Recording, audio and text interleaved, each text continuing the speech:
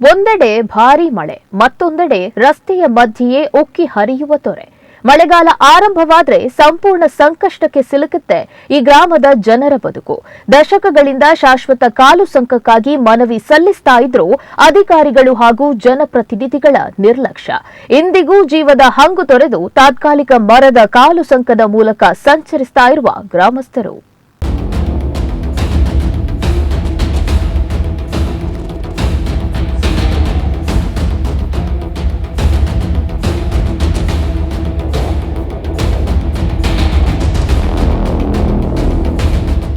ಹೌದು, ಇದು ಬೈಂದೂರು ಸಮೀಪದ ಎಡ್ತೆರೆ ಪಟ್ಟಣ ಪಂಚಾಯತ್ ವ್ಯಾಪ್ತಿಯ ಕಡ್ಕೆ ಗ್ರಾಮದ ಚಿತ್ರಣ. ಸುಮಾರು 50ಕ್ಕೂ ಹೆಚ್ಚು ಕುಟುಂಬಗಳು, ಮುಖ್ಯವಾಗಿ ಗೋಂಡ ಸಮುದಾಯದವರು ಇಲ್ಲಿ ವಾಸಿಸ್ತಾ ಇದ್ದು ಕೃಷಿ ಹಾಗೂ ಕೂಲಿ ಕೆಲಸವೇ ಜೀವನಾಧಾರ.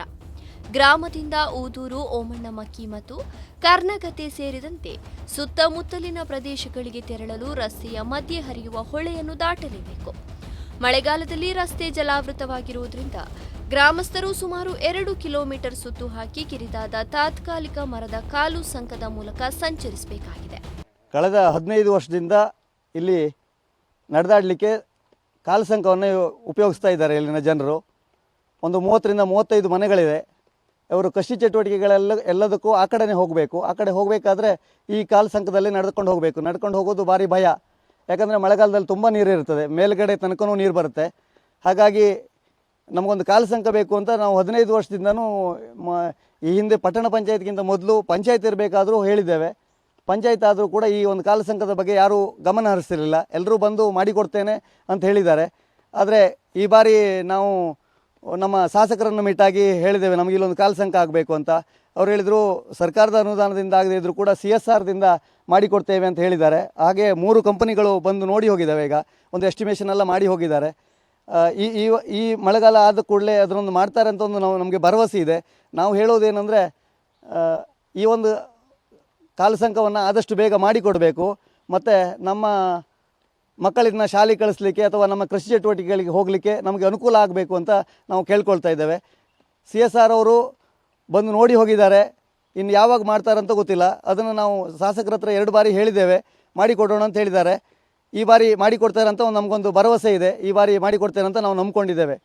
ಗ್ರಾಮಸ್ಥರು ಪ್ರತಿ ವರ್ಷ ತಮ್ಮದೇ ಖರ್ಚಿನಲ್ಲಿ ಮರದ ಕಾಲು ಸಂಕ ನಿರ್ಮಿಸಿದ್ರು. ಅದು ಭಾರೀ ಮಳೆಗೆ ಕೊಚ್ಚಿ ಹೋಗ್ತಾ ಇದೆ. ಇದರಿಂದ ವಿದ್ಯಾರ್ಥಿಗಳು, ಕೂಲಿ ಕಾರ್ಮಿಕರು, ಮಹಿಳೆಯರು, ವೃದ್ಧರು ಹಾಗೂ ತುರ್ತು ವೈದ್ಯಕೀಯ ಸೇವೆಗಳಿಗೆ ತೊಂದರೆ ಎದುರಾಗ್ತಾ ಇದೆ. ಕಳೆದ ಸುಮಾರು 20 ವರ್ಷಗಳಿಂದ ಸೇತುವೆ ಅಥವಾ ಶಾಶ್ವತ ಕಾಲು ಸಂಕಕ್ಕಾಗಿ ಮನವಿಯನ್ನ ಸಲ್ಲಿಸಿದ್ರೂ ಕೂಡ ಸಮಸ್ಯೆ ಇನ್ನೂ ಕೂಡ ಬಗೆಹರಿದಿಲ್ಲ. ಚುನಾವಣೆ ವೇಳೆ ಮಾತ್ರ ಭರವಸೆ ಸಿಗ್ತಾ ಇದೆ ಎಂಬುದು ಗ್ರಾಮಸ್ಥರ ಆರೋಪ. ಶಾಲಿ ಮಕ್ಕಳು ಕರ್ಕೊಂಡು ಹೋಗೋಕ್ಕಾಗೋದಿಲ್ಲ. ಮಳೆ ಬಂತಂದ್ರೆ ಆ ಸಂಕ ಕಾಣಿ ನೀವೇ ನೋಡ್ತೀರಿ ಅಲ್ಲ, ಆ ಥರ ಸಂಕ. ಅದು ಮೊದಲು ಮರಂದಾಗಿತ್ತು. ಮರನ ಸಂಕ ಇದ್ದು ಹೊಳಿ ನೆರಿ ಬಂದು ಬಳಿಕೋಯ್ತು. ಒಂದು ವಾರದವರೆಗೆ ಈಚೆ ಕೂತ್ಕೊಂಡು ಕಡಿಕೆ ಆ ಕಾಲು ಸಂಕ ಅದು ಒಂದು ಇದ್ರ ಕೊಂಬ ತಂದು ಹಾಕ್ರ ಮೇಲೆ ಈಗ ಒಂದು ಚೂರು ಆಚೆ ಈಚೆ ದಾಟೋಕೊಂದ ನಾವೇ ಆಚೆ ಈಚಿನರೆಲ್ಲ ಒಟ್ಟು ಮಾಡ್ಕೊಂಡು ತಂದು ಹಾಕದ್ದು. ತಿರ್ಗಿ ಆಚೆ ಹೋಗ್ಬೇಕಲ್ಲ, ನಮ್ಮ ಮಕ್ಕಳನ್ನೆಲ್ಲ ಶಾಲೆ ಕರ್ಕೊಂಡು ಹೋಗ್ಬೇಕು, ಆಗೋದಿಲ್ಲ. ದೊಡ್ಡ ಮಳೆ ಓಟ್ ಹಾಕೋಕೆ ಬಿಡೋದಿಲ್ಲ. ಓಟ್ ಹಾಕ್ದಿರ ಓಟ್ ಹಾಕೋಕೆ ಬಂದ್ರೆ ಕೂಡಲೇ ಹೇಳ್ತಾರೆ, ಮನೆಗೆ ಬಂದ ಕೂಡಲೇ ಇಲ್ಲ ನಿಮ್ಮ ಕಾಲು ಸಂಕ ಈ ವರ್ಷ ಮಾಡಿಕೊಡ್ತ ಅಂತಾರೆ. ಮತ್ತು ನೆಕ್ಸ್ಟ್ ಬಾಪಲ್ಲ ರೀ, ಮತ್ತು ಆ ಶಬ್ದೇ ಇಲ್ಲ. ಸುಮಾರು 15 ವರ್ಷ ಆಯ್ತು ನಾವೀಗ ಇಲ್ಲಿ ಬಂದು.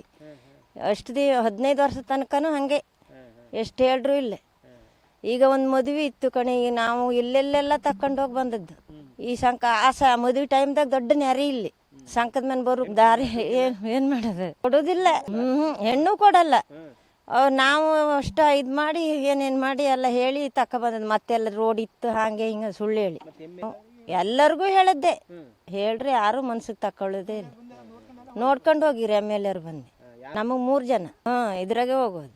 ಈ ಸಲ ಮಳೆ ಕಡಿಮೆ ಇತ್ತು. ಈ ಸಲ ಹೆಂಗೆ ಮಾಡೋದು, ಸಾಲಿನೇ ಇಲ್ಲ. ನಮ್ಗೆ ಅದೊಂದು ಕಾಲು ಸಂಕ ಮಾಡಿಕೊಡ್ಲೇಬೇಕು. ಇಲ್ಲದೆ ಇದ್ರೆ ನಮ್ಮ ಕೂಡ ಕಾಲ ಕಳುಕತ್ತಿಲ್ಲ, ನಾವು ಬಡವರು.